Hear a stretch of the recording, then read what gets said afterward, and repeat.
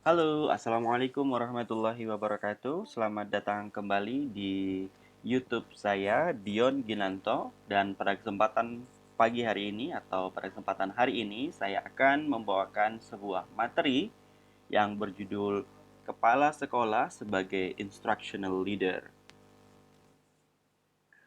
Bapak Ibu sekalian, sebelum saya masuk ke apa itu instructional leader, saya bawa dulu dengan apa itu permasalahan pendidikan kita di tanah air.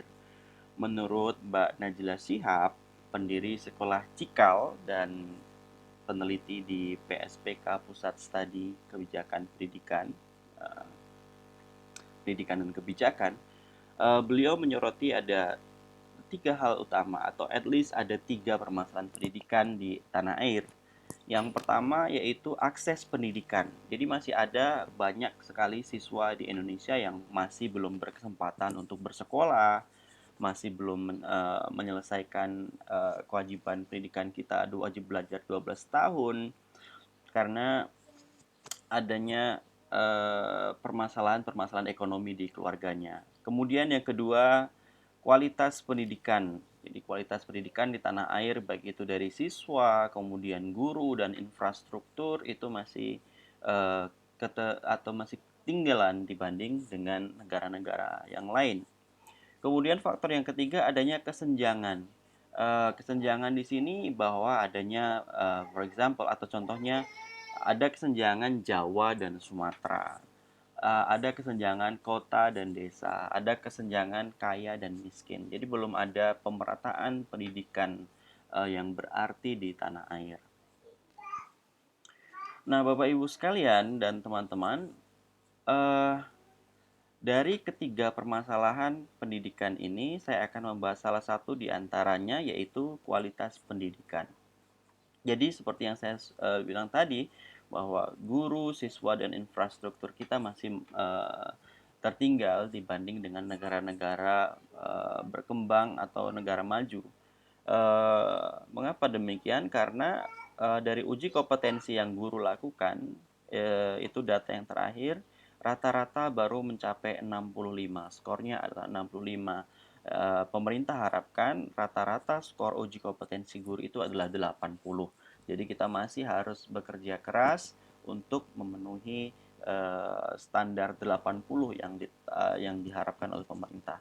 Kemudian peningkatan kualitas guru yang rendah. Jadi pelatihan-pelatihan yang selama ini kita lakukan itu sering berpusat di provinsi atau kabupaten dengan berada di sebuah balai pelatihan atau di sebuah hotel katakanlah, dan itu tidak semua guru bisa ikut dalam pelatihan itu. Sehingga dan itu pun ketika guru mengikuti pelatihan di hotel atau di balai diklat, ketika mereka kembali ke sekolah mereka masih gampang untuk bisa mensosialisasikan kepada teman-temannya. Karena budaya kolaborasi di sekolah kita belum begitu terbentuk dengan baik. Kemudian adanya atau kurangnya jaminan kualitas, terutama dari sekolah negeri.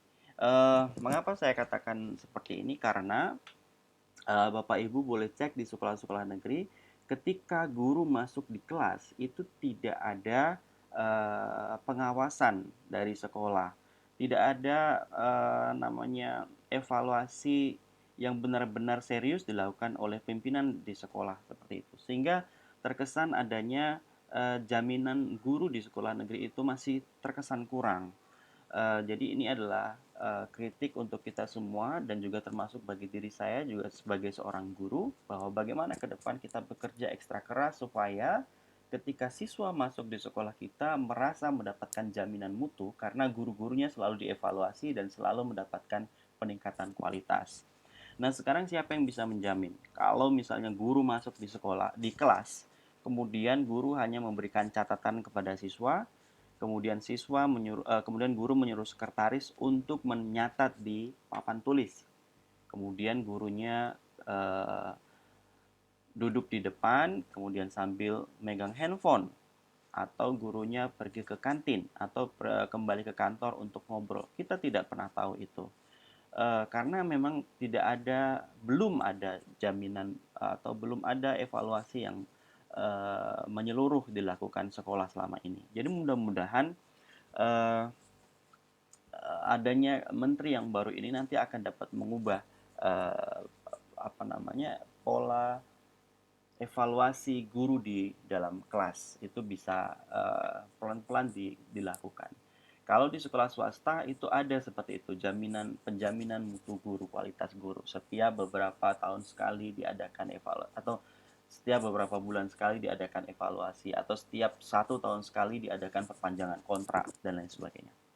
Nah, permasalahan kedua adalah siswanya. Jadi siswa kita sampai saat ini belum bisa bersaing di PISA atau program for International Student Assessment yang berpusat di Paris.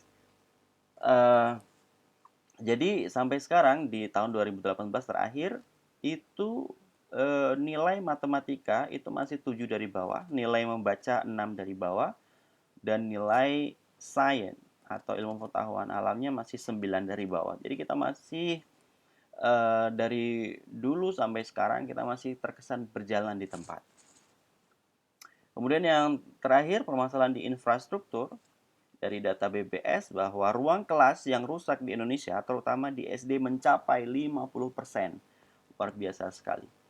Kemudian Bank Dunia mengungkapkan bahwa adanya gap yang besar atau ketimpangan yang besar antara infrastruktur sekolah di desa dan di kota. Ya, ini fakta yang benar-benar betul, dan mudah-mudahan pemerintahan sekarang yang memang fokus untuk pembangunan infrastruktur bisa segera untuk bisa membangun ini semua. Dan terakhir saya mendengar bahwa akan adanya kerjasama antara pemerintah dan swasta untuk sama-sama membangun infrastruktur sekolah. Ini merupakan langkah yang bagus.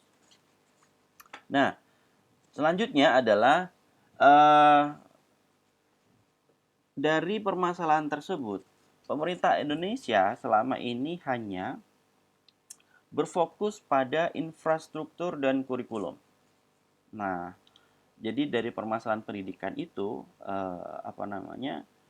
formula yang diberikan pemerintah selama ini adalah dengan memberikan perubahan-perubahan kurikulum, kemudian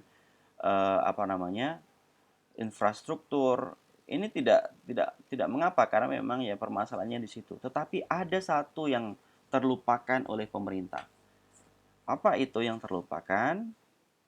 Ini dia. Without a competent and caring individual in principal position, the task of school reform is very difficult. Jadi pemerintah selama ini fokus kepada kurikulum dan infrastruktur, tapi lupa kepada siapa sebenarnya pelaksana kurikulum dan siapa sebenarnya yang bertanggung jawab di lapangan untuk merawat infrastruktur, yaitu seorang kepala sekolah. Siapa itu kepala sekolah? Dia adalah pemimpin guru. Dan siapa guru? Guru adalah pelaksana terdepan, garda terdepan pendidikan di tanah air. Jika guru berjalan sendirian tanpa adanya komando yang bagus dari kepala sekolah, maka sistem pendidikan di tanah air tidak akan bagus. Jadi sebenarnya ketika kita ingin memperbaiki kualitas guru, kita juga harus memiliki kepala sekolah yang kompeten. Dan ini disebutkan bahwa tanpa adanya seorang kepala sekolah yang kompeten dan peduli pada jabatan kepala sekolah, maka tugas untuk reformasi sekolah itu akan sangat sulit. Karena reformasi pendidikan sekolah atau reformasi kualitas sekolah itu dapat diinisiasi dari luar sekolah. Maksudnya ini dari Kementerian Pendidikan, dari Pemprov, dari pihak swasta, atau distimulasi dari dalam, dari guru, dari siswanya. Tetapi pada akhirnya seorang kepala sekolah lah yang harus mengimplementasi dan harus menjaga semua perubahan-perubahan itu, baik dengan euforia yang naik turun di dalam reformasi yang diberikan itu. Jadi Bapak Ibu sekalian, peran kepala sekolah itu sangat penting, namun selama ini masih terkesan diabaikan oleh pemerintah-pemerintah sebelumnya. Namun alhamdulillah saat ini melalui kepemimpinan Bapak Nadiem Makarim atau Mas Menteri, beliau mempunyai 5 strategi untuk memperbaiki kualitas pendidikan. Dan kabar bagusnya adalah dari 5 strategi memperbaiki kualitas pendidikan tersebut, transformasi kepemimpinan sekolah adalah mendapatkan prioritas yang pertama yang akan dikerjakan oleh Kementerian Pendidikan Nasional.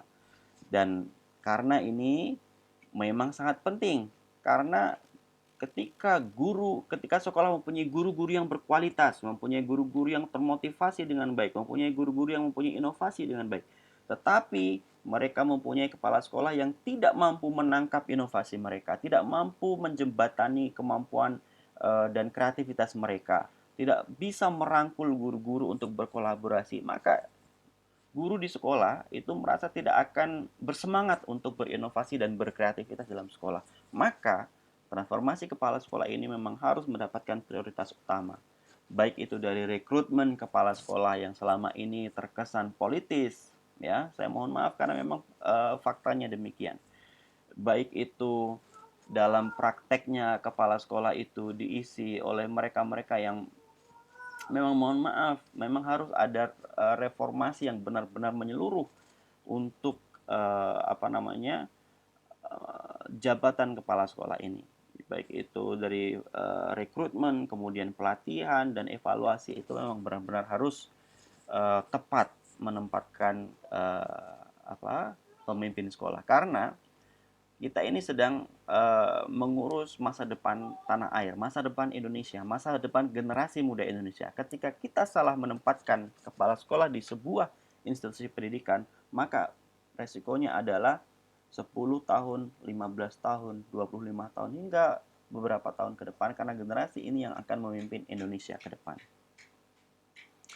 Nah, setelah itu baru Mas Nadiem menempatkan transformasi pendidikan dan pelatihan guru, kemudian penyederhanaan kurikulum, menerapkan standar penilaian global, dan kemitraan dengan daerah dan masyarakat sipil. Nah, mudah-mudahan reformasi-reformasi yang diinisiasi oleh Mas Menteri ini dapat ditangkap oleh semua pihak, sehingga sama-sama kita menyongsong perbaikan kualitas pendidikan di tanah air. Nah, saya dapat merangkum fungsi utama kepala sekolah di era abad 21 atau di abad revolusi industri 4.0 ini. Yang pertama, fungsi utamanya adalah sebagai instructional leader atau pemimpin dalam pengajaran, pemimpin dalam kegiatan belajar mengajar. Kemudian bureaucratic leader atau manajerial, fungsinya sebagai administrasi.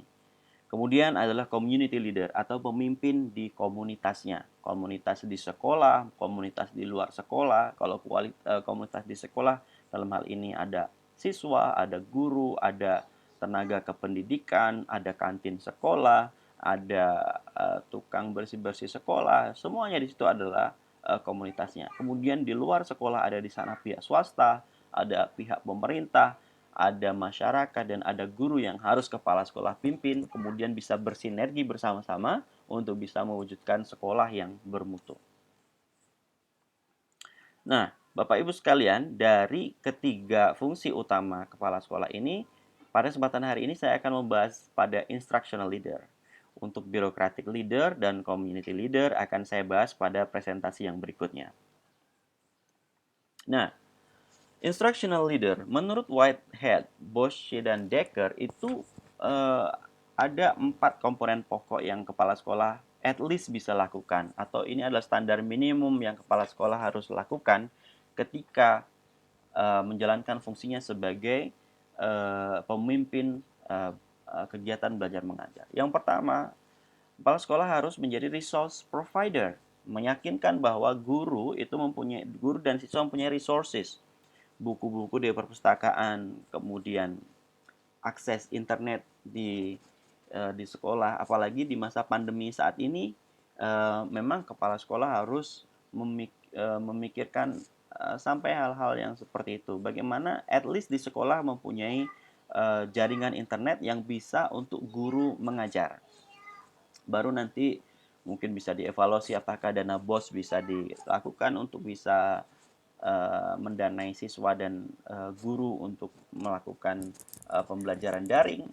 Tapi minimal sekolah harus mempunyai akses internet sehingga guru tidak merasa kesulitan kalau harus mengajar online. Ya. resource provider, buku, kemudian internet, itu harus benar-benar dipastikan guru tidak merasa kesulitan untuk mendapatkan itu. Kemudian teaching and learning leader. Selama ini kepala sekolah memberikan beban yang berat ini atau menumpukan beban yang berat ini kepada wakil kurikulum. Memang dalam konsep distributed leadership itu boleh, tetapi tidak boleh kepala sekolah itu meninggalkan tugas itu dan terkesan melimpahkan semuanya kepada wakil kurikulum. Kepala sekolah harus tetap turun tangan sekali-kali untuk bisa mengajar atau mengevaluasi proses kegiatan belajar mengajar. Kemudian teacher evaluation leader. Selama ini evaluasi guru itu tidak begitu berjalan dengan baik. Memang ada supervisi, tetapi kadang supervisi ini hanya sebagai formalitas belaka. Tidak dilakukan fungsinya sebagai refleksi dan evaluasi. Kemudian professional learning community ini adalah proses pelatihan yang berada di kelas itu. Jadi adanya sharing antar sesama guru, baik itu guru serumpun atau guru non serumpun. Karena kalau kita mengandalkan pelatihan dari provinsi atau pelatihan dari pusat atau pelatihan dari daerah, itu tidak akan bisa mengcover perubahan-perubahan pendidikan atau metode-metode pengajaran atau strategi-strategi pengajaran, dan itu jauh lebih penting ketimbang pelatihan-pelatihan yang selama ini pemerintah berikan. Karena pemerintah saat ini hanya fokus kepada sosialisasi kurikulum, bagaimana membuat RPP, bagaimana cara menjabarkan KI dan KD, kemudian bagaimana cara membuat soal HOTS, namun terkesan lupa bagaimana melatih para guru ini untuk selalu mengupdate kemampuan dan informasinya tentang strategi pengajaran, metode-metode pengajaran, sehingga ketika siswa di kelas itu merasa tidak bosan karena guru yang ada di depan selalu berinovasi dan mempunyai kreativitas yang tinggi. Dan ini semua bisa dilakukan ketika guru itu mengadakan professional learning community atau mengadakan pelatihan-pelatihan kecil, skala kecil di sekolah mereka. Seperti IHT, tetapi bisa lebih kecil lagi dan dilakukan secara rutin. Misalnya sebulan sekali. Karena negara-negara maju seperti di Amerika Serikat, itu at least mereka sebulan sekali mengadakan professional development atau PLC. Yang itu tingkatannya di tingkat sekolah. Siapa pematerinya? Bisa dari pengawas, bisa dari guru itu sendiri, dan bisa dari kepala sekolah. Nah, ini adalah pengertian instructional leadership lebih jauh. Jadi, kepala sekolah itu bertanggung jawab untuk peningkatan kualitas kegiatan belajar mengajar atau kualitas instruksional, yaitu menggunakan metodologi penelitian atau pendekatan penelitian untuk meningkatkan pembelajaran untuk siswa-siswa yang diverse, karena siswa kita kan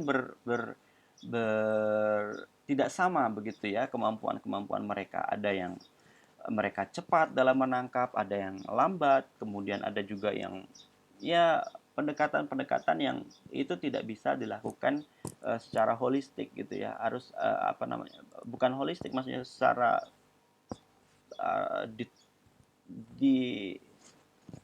generalisir begitu ya, karena harus mengajar siswa ini ada sesuatu yang unik begitu ya.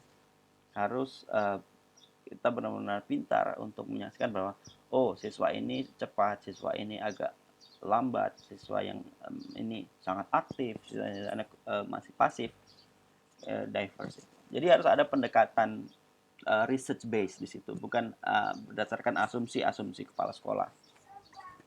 Kemudian juga di sini menurut Spillane, school leaders yang bisa melibatkan semua pimpinan di sekolah, karena konsep ini adalah semua kita adalah pemimpin, guru adalah pemimpin, wakil kepala sekolah juga pemimpin, kepala sekolah pemimpin, siswa juga pemimpin. Jadi semua yang ada di sekolah itu adalah pemimpin.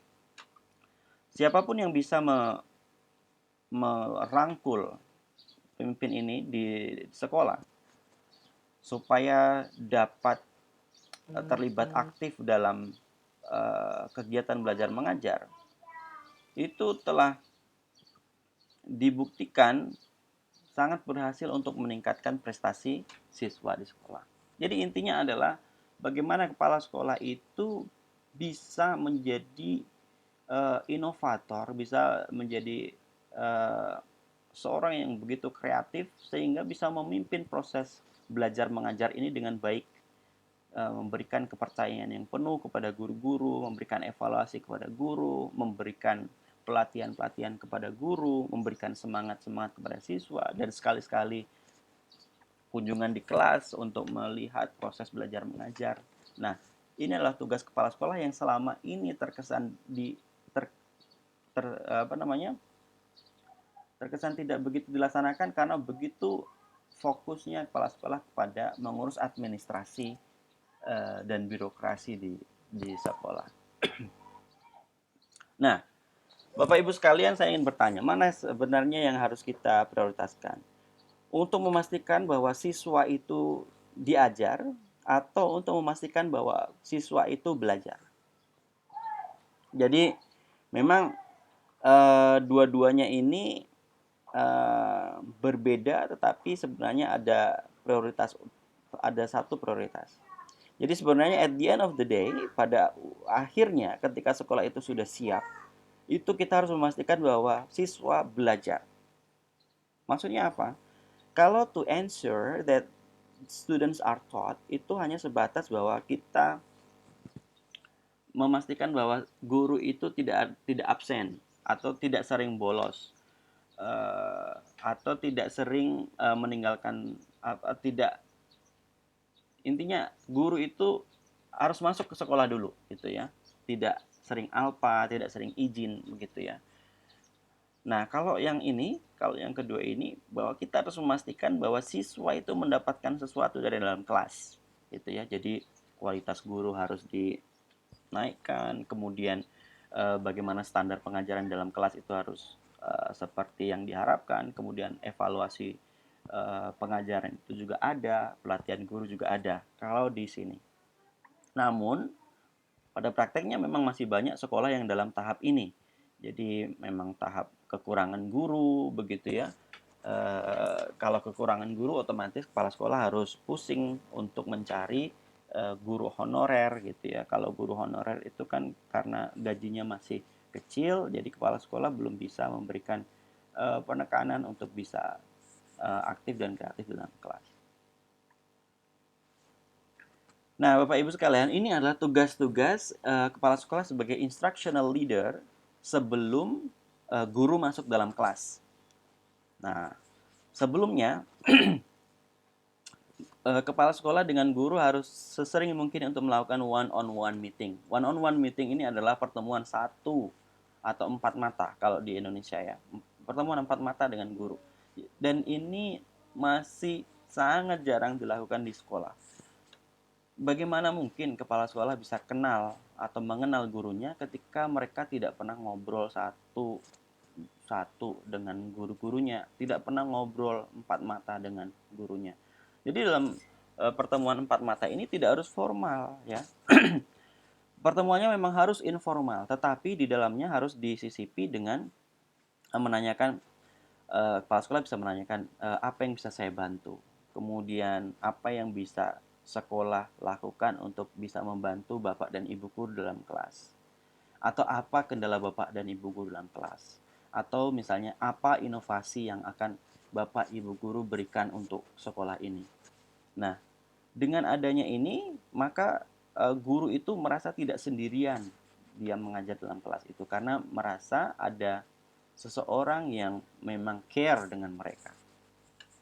Itu adalah one-on-one meeting. Ini penting dan sangat recommended sesuai dengan buku-buku yang saya pelajari selama ini. Kemudian building trust. Nah, ini yang kurang selama ini di sekolah-sekolah Indonesia melalui observasi dan juga kajian-kajian pustaka yang saya baca selama ini. Jadi guru itu tidak merasa mendapatkan kepercayaan dari kepala sekolahnya. Kepala sekolah ini merasa sungkan untuk memberikan trust kepada gurunya, sehingga ketika kepala sekolah tidak mempercayai gurunya, gurunya pun tidak mempercayai kepala sekolah, sehingga ada apa namanya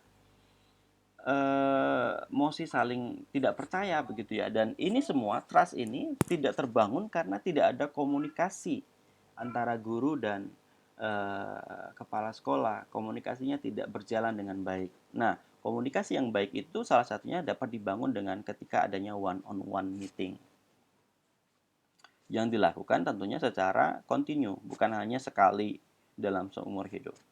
Kemudian yang harus kepala sekolah lakukan adalah collecting data. Karena tadi kan sebelumnya ketika kita ingin melakukan reformasi pendidikan, khususnya di pengajaran, itu harus berdasarkan research base.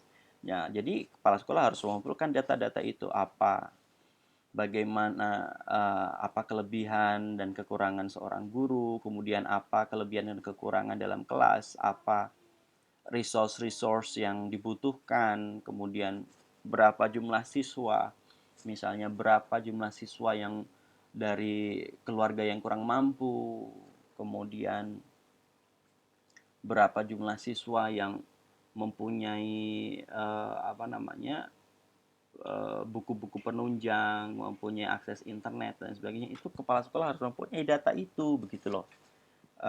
Jadi apapun reformasi pendidikan di bidang instruksional itu berdasarkan pada data, bukan berdasarkan pada asumsi. Nah, ini adalah tugas kepala sekolah ketika guru sudah berada dalam kelas. Classroom walkthrough, ada instructional round, kemudian ada in-house training, ada MGMP. Nah, classroom walkthrough itu bisa diadakan bagi guru-guru serumpun yang ditugaskan untuk masuk ke dalam kelas seorang guru. Nah, masuknya itu hanya 5 menit sampai 10 menit saja. Dan ketika masuk, guru-guru itu hanya melihat saja. Hanya melihat proses belajar mengajar dalam kelas. Dan setelah itu baru diadakan refleksi dari guru serumpun itu dengan guru yang bersangkutan dalam kelas untuk sama-sama merefleksi apa yang telah terjadi dalam kelas. Namun, di dalam proses refleksi tadi tidak boleh ada judgment atau penilaian yang ngejudge. Tidak boleh ada menjatuhkan, tidak ada yang menjelekkan, tapi lebih kepada refleksi. Harus ada diskusi refleksi yang itu ditujukan agar guru tidak tersinggung atau tetapi masih tetap bisa memperbaiki kekurangan-kekurangan yang ada di dalam kelas. Instructional round itu biasanya dilakukan oleh kepala sekolah.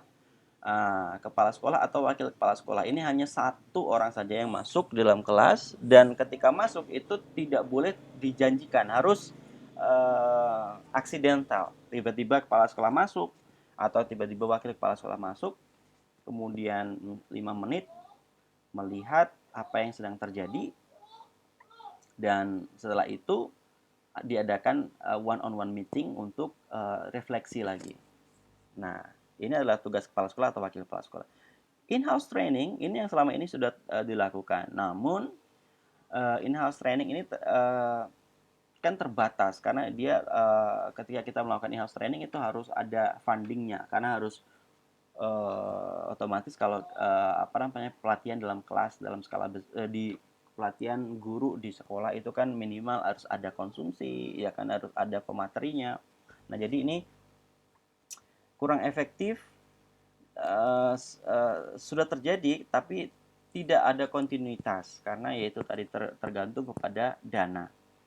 Nah, IHT ini akan lebih bagus ketika diganti dengan PLC, Professional Learning Community, yang bisa dilakukan untuk guru-guru serumpun atau bahkan guru non serumpun yang mereka berlatih setiap bulan sekali,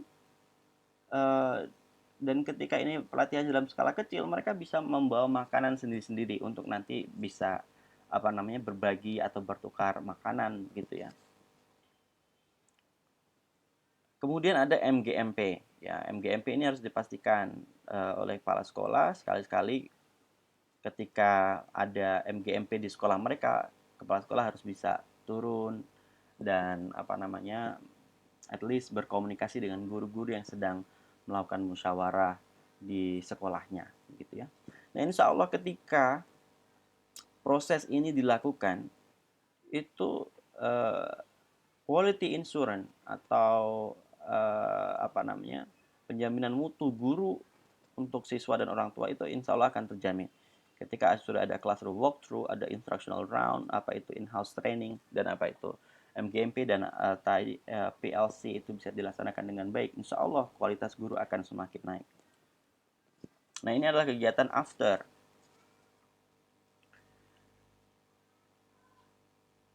Oh, tadi ada kebalik saya ya, antara istilah instructional round dan classroom walkthrough. Kalau instructional round itu tadi saya katakan itu dilakukan oleh kepala sekolah atau wakil kepala sekolah.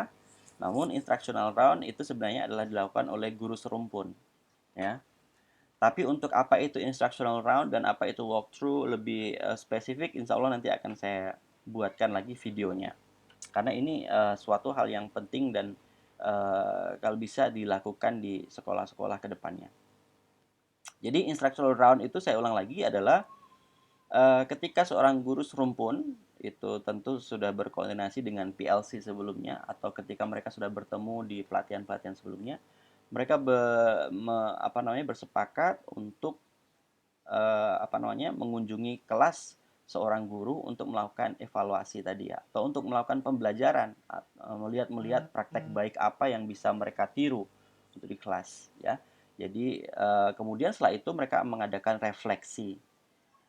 Refleksi ini adalah tujuannya untuk meningkatkan kualitas pengajaran di kelas. Sementara classroom walkthrough yang saya katakan tadi dilakukan oleh kepala sekolah atau wakil kepala sekolah. Nah, setelah di dalam kelas mereka harus mengadakan adanya refleksi one on one. Jadi one on one bisa dilakukan sebelum guru mengajar dan setelah guru mengajar.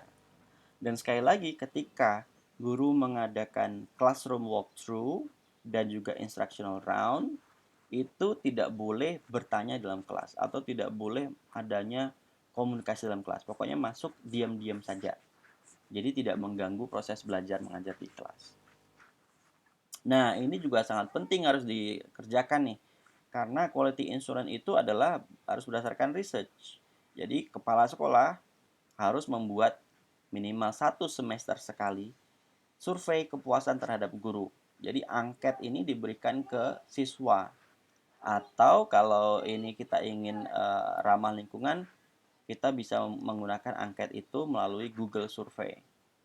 Nah, angket kepuasan ini bisa berisi apa, jadi harus harus masing-masing guru ya, misalnya angket kepuasan terhadap guru Pak Budi misalnya, apa misalnya bisa pertanyaan dari skala 60 sampai 100, berapa skala yang siswa bisa berikan untuk Pak Budi.